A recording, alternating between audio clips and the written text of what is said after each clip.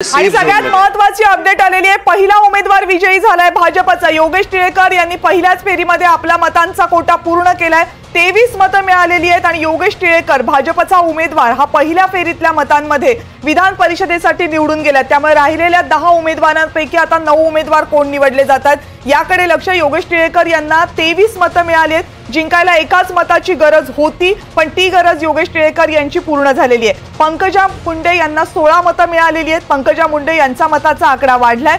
सदाभाऊ खोत यांच्या मतांचा आकडा वाढलाय। सदाभाऊ खोत यांना 10 मतं मिळाली आहेत। योगेश टिळेकर यांना 22 मतं आता काही क्षणांपर्यंत होती, पण योगेश टिळेकर यांना आता 23 मतं मिळाली आहेत। त्यामुळे योगेश टिळेकर विजयी झाल्याची माहिती समोर येते। प्रज्ञा सातव यांना 19 मतं, जयंत पाटील 7 मतं, मिलिंद नार्वेकर 17 मतं आहेत। त्यामुळे आता चुरस कुणामध्ये चुरस आहे सदाभाऊ खोत आणि जयंत पाटील यांच्यामध्ये, कारण कमी मतं असलेले हेच दोन उमेदवार आहेत। सदाभाऊ खोत हे भाजपचे उमेदवार आहेत आणि जयंत पाटील हे शेतकरी कामगार पक्षाचे उमेदवार आहेत, पण त्यांना पुरस्कृत केलेला आहे राष्ट्रवादी काँग्रेस शरदचंद्र पवार पक्षाने। महाविकास आघाडीचे उमेदवार आहेत जयंत पाटील। योगेश टिळेकर यांचा विजय झालेला आहे, त्यामुळे भाजपसाठी पहिला विजय। 5 उमेदवार आहेत भाजपचे। 5ही उमेदवार निवडून आणण्यासाठी प्रचंड रणनीती भाजपकडून आखण्यात आली होती। मतांचं योग्य नियोजन करण्यात आलं होतं। पहिल्या पसंतीची मतं कुणी कुणाला द्यायची यासाठीची रणनीती तयार होती आणि भाजपसाठी रणनीती पहिल्या फेरीत तरी यशस्वी होताना दिसते। पहिल्याच फेरीत योगेश टिळेकर विजयी झालेले आहेत। रौनक कुकडे यांच्याकडे जाऊयात आणखीन अपडेटसाठी।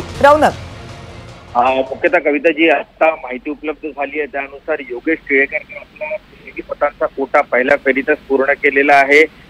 त्यासोबत अमित गोरसे यांना जवळपास 22 मतं मिळाली आहेत। शिवाजीराव गर्जे यांना 21 मतं आहेत। त्यासोबत जर आपण बघितलं तर दुसरे जे राष्ट्रवादी काँग्रेस अजित पवार गटाचे उमेदवार होते त्यांना देखील 21 मतं आतापर्यंत मिळाली आहेत। त्यामुळे मुख्यतः पहिलं मत हे योगेश टिळेकरलाच मिळालं होतं आणि 23 मतांचा कोटा देखील योगेश टिळेकर यांनी पूर्ण केलेला आहे। त्यामुळे आता त्यांचा विजय जवळपास अधिकृतपणे निवडणूक आयोगाकडून ते घोषित करण्यात येईल। मात्र आतापर्यंतची जी माहिती उपलब्ध झाली आहे त्यानुसार योगेश टिळेकरांनी आपला 23 मतांचा कोटा हा सगळ्यात पहिले पूर्ण केला आहे। कविता, धन्यवाद रौनक, तुम्ही दिलेल्या सगळ्या माहितीबद्दल। योगेश टिळेकर यांनी 23 मतांचा पहिला कोटा आपला पूर्ण केलेला आहे। फक्त एकच उमेदवार भाजपचा बराच मागे दिसतो आणि ते म्हणजे सदाभाऊ खोत। रविकिरण देशमुख।